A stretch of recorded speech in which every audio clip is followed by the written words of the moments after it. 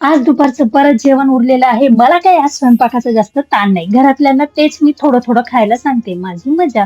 एक काम करते, हे उरलेल्या पोळीची फोडणीची पोळी बनवून टाकते. असंही मला आज कुठे जास्त काही स्वयंपाक आहे. ला ला ला ला ला ला ला ला ला ला. श्रावण महिना लवकर सुरू होणार आहे. एक काम करते, मुलांना आज ऑमलेट करून देते. असंही मला कुठे स्वयंपाक आहे.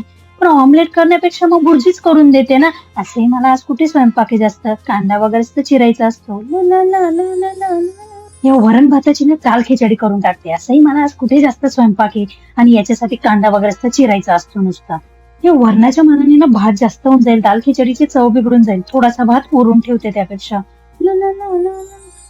फोडणीची पोळी केली गेली. आता भुर्जी सोबत मुलं पोळी मागताय. ठीक आहे, 2 पोळ्या करण्यात काय जाते, कुठे स्वयंपाक आहे. हे एवढं उरलेलं भाताचं काय करू मी. एक काम करते, फोडणीचा भात करून टाकते. असंही मला आज कुठे जास्त स्वयंपाक आहे. आणि कांदा मिरची जास्त चिरायचे असतात त्याच्यासाठी. तवाही गरम आहे, घेते करून. ला ला ला ला ला ला ला ला. आई, पापड तळून दे ना माझ्यासाठी. हा, देते तळून. असंही मला आज कुठे जास्त स्वयंपाक आहे. दुपारच खाताय बिचारे. काय बोलते मी. नाही नाही म्हणत मी. आज अंडा भुर्जी, फोडणीची पोळी, फोडणीचा भात, दाल खिचडी, पोळ्या सगळं काही तर केलं. त्यापेक्षा भाजी पोळी केलेली परवडली असती. थोडं थोडं म्हणत मी तर किचन मध्ये घुसली आज. बाई ग,